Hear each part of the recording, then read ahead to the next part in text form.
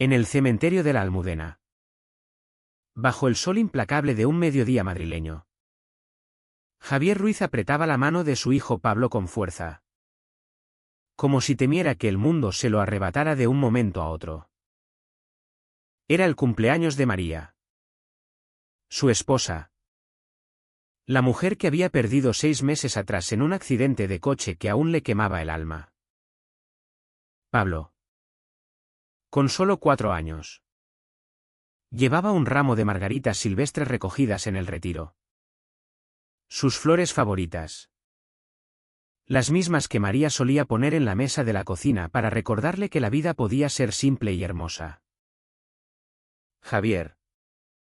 Un antiguo profesor de primaria que ahora repartía comida en bicicleta por las calles empedradas de la ciudad. Sentía el peso de la fatiga en los huesos. 70 horas semanales para sobrevivir. Para que Pablo no supiera lo que era pasar hambre. Pero cada pedalada era un recordatorio de lo que había abandonado, su pasión por enseñar. Por ver brillar los ojos de los niños cuando comprendían el mundo. Al doblar el camino hacia la tumba, Javier se detuvo en seco. Un hombre mayor. De unos 60 años. Traje impecable y cabello gris peinado con precisión. Estaba de pie frente a la lápida de mármol blanco. Antonio García. El padre de María. Javier nunca lo había conocido en persona. Solo a través de las fotos que ella le mostraba en secreto. Con una mezcla de cariño y terror. No es malo. Javier. Le había dicho María una vez. Con la voz temblorosa. Pero tiene ideas fijas sobre cómo debe ser mi vida. ¿Y tú? No encajas en ellas. Habían vivido en las sombras durante 5 años. Casados en un juzgado discreto de Lavapiés. Lejos de los ojos de Antonio. El magnate de una empresa de construcción que dominaba media Madrid. María había ocultado su matrimonio. Su embarazo. Todo. Por miedo a decepcionarlo. A que su control asfixiante la devorara de nuevo. Pablo tiró de la mano de Javier. Papá. ¿Vamos a ver a mamá? El niño no entendía la muerte del todo, aún preguntaba por ella en las noches. Ponía un plato extra en la cena. Como si esperara que regresara de un viaje largo. Javier tragó saliva. El corazón latiéndole como un tambor en una procesión de Semana Santa. Debería dar media vuelta. Evitar el confronto. Pero algo en él. Una rabia sorda que había fermentado durante meses. Lo impulsó adelante. Antonio se giró al oír los pasos. Sosteniendo un ramo de orquídeas caras. Perfectas. Como todo en su vida. Sus ojos se posaron en Pablo. Y por un instante. Javier vio el reconocimiento, los ojos de María. La nariz de María. La sonrisa inocente que él mismo había heredado de su hija. Disculpe. Dijo Antonio con voz fría. Como un juez dictando sentencia. Esta es la tumba de mi hija. ¿Podría darme un momento de privacidad? Javier sintió el fuego subirle por el pecho. ¿Privacidad? ¿Para qué? ¿Para fingir que la conocía de verdad? Pablo miró confundido. Pero Javier se arrodilló. ¿Cariño? Ve a poner las flores en la piedra de mamá. El niño corrió. Dejando las margaritas junto a la foto incrustada en la lápida, María sonriendo. Radiante. En una imagen que Antonio había elegido sin consultar a nadie. Hola. Mamá. Murmuró Pablo. Te traigo las amarillas que te gustan. Antonio se quedó petrificado. ¿Pablo? Susurró. Como si el nombre le quemara la lengua. El niño se volvió. Sí. Soy yo. ¿Cómo sabes mi nombre? Javier se enderezó. La voz baja pero cargada de veneno. Porque eres su nieto. Y yo soy el marido que María te ocultó durante 5 años. El silencio cayó como una losa. Solo roto por el viento entre los cipreses y el tráfico lejano de la M30. Antonio palideció. Sus manos temblando alrededor de las orquídeas. Imposible. Mi hija no estaba casada. Javier sacó el teléfono. Mostró una foto, él y María en el juzgado. Vestidos sencillos. Pero con sonrisas que iluminaban el mundo. 5 años. Antonio se casó conmigo porque me amaba. No porque encajara en tus planes de hombre adecuado. La cara de Antonio pasó de la confusión a la ira. Como una tormenta en el Mediterráneo. ¿Mientes?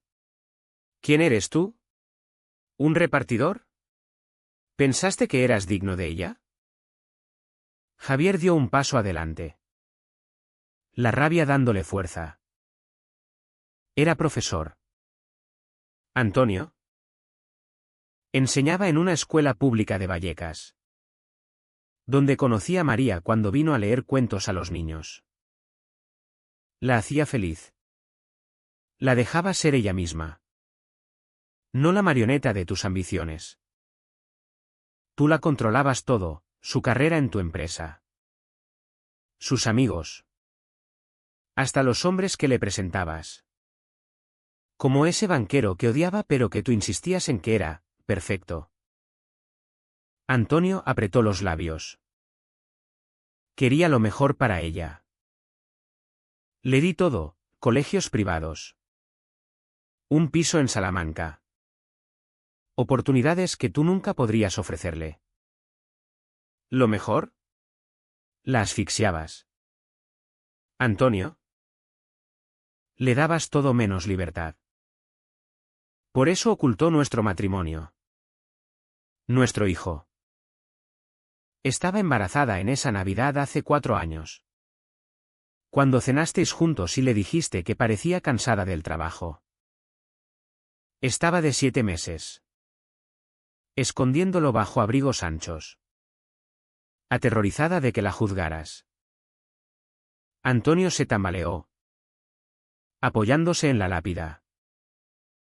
Dijo que se iba a un semestre en Barcelona. Estaba aquí. En Madrid. En mi lado de la ciudad. El que tú nunca pisarías. Lejos de tu control. Las lágrimas asomaron en los ojos de Antonio. Pero Javier no paró, el dolor acumulado salía como un río desbordado. Murió yendo a verte. ¿Lo sabías? Ese día me dijo que por fin había reunido valor para contártelo todo. Iba a tu casa cuando el coche patinó en la 6. 10 minutos de tu puerta. Murió por tu culpa. Por el miedo que le infundiste durante años. Antonio cayó de rodillas. El ramo cayendo al suelo. No. Yo la esperé 2 horas. Pensé que había cambiado de idea. La llamé enfadado. Le dejé un mensaje diciéndole que era irrespetuosa. Javier sintió un nudo en la garganta. Pero la ira lo dominaba. Nunca lo oyó. La policía te llamó después. ¿Y ahora? ¿Qué? ¿Quieres conocer a Pablo? ¿Ser el abuelo perfecto? Antonio levantó la vista. ¿Roto? Es mi nieto. Tengo derecho. ¿Derecho? Siempre con tus derechos. María no tenía derechos contigo. Solo obligaciones. Me lo contó todo, Cómo la hacías sentir insuficiente si no seguía tus planes. Cómo la traicionaste al priorizar tu imagen sobre su felicidad. Pablo regresó, abrazando las piernas de Javier. Papá. ¿El señor está triste? Javier lo levantó en brazos. Vamos. Hijo. Este hombre no es familia. Se alejaron, dejando a Antonio solo con su culpa. Esa noche, en su pequeño piso de Usera, Javier no podía dormir. La rabia bullía como un guiso en olla a presión, lista para explotar. Antonio había destruido a María con su silencio impuesto, con su control disfrazado de amor. Javier había perdido su trabajo como profesor porque, tras la muerte de María, necesitaba horarios flexibles para Pablo. Ahora pedaleaba por Madrid, entregando pedidos a casas como la de Antonio, mientras el magnate vivía en lujo. No más, murmuró Javier.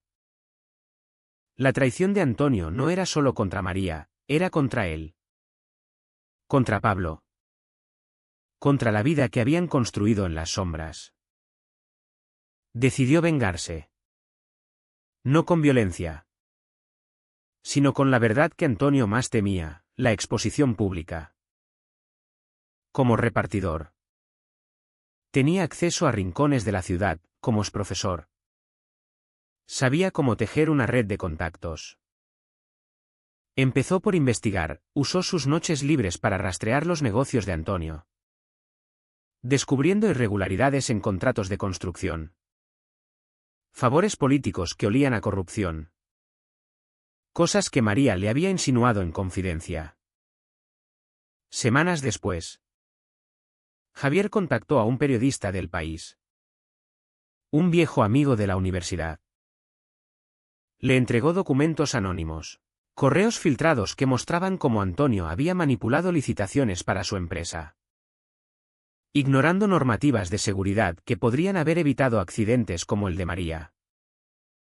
No era solo venganza, era justicia por el daño psicológico que Antonio había infligido, por el silencio que obligó a María a mantener hasta la muerte. El artículo salió: El imperio de Antonio García, corrupción y secretos familiares. Madrid bullía con el escándalo. Antonio perdió contratos. Su reputación se hundió como un barco en el Atlántico. Llamó a Javier, su voz quebrada por teléfono. Por favor. Detente. Es mi nieto. ¿Puedo ayudaros? Javier colgó, el corazón latiéndole con una mezcla de triunfo y vacío. Pero el precio llegó pronto. Pablo preguntaba por el señor del cementerio. Y Javier veía en sus ojos la confusión de un niño que anhelaba más familia. La venganza no traía paz, solo más silencio. Más daño. Meses pasaron. Y Javier vio a Antonio en las noticias, arruinado. Solo en su mansión de La Moraleja, enfrentando juicios por evasión fiscal que Javier había ayudado a destapar. Una noche, Antonio apareció en la puerta de Javier, demacrado, como un fantasma de su antiguo yo.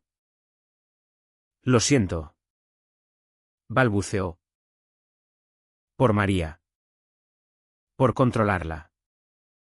Por no dejarla vivir. Por favor. Déjame ver a Pablo. Javier sintió el peso de su propia traición, había convertido su dolor en un arma. Pero ahora Pablo pagaba el precio. Creciendo sin raíces. Entra, dijo al fin.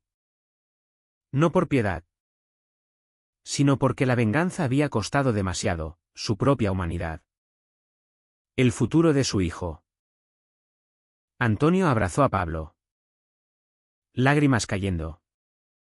Pero Javier sabía que nada sería igual.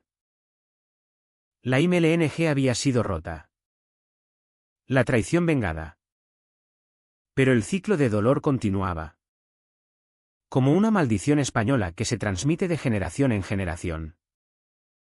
El precio de la elección era alto, libertad a cambio de soledad. Justicia a cambio de más heridas.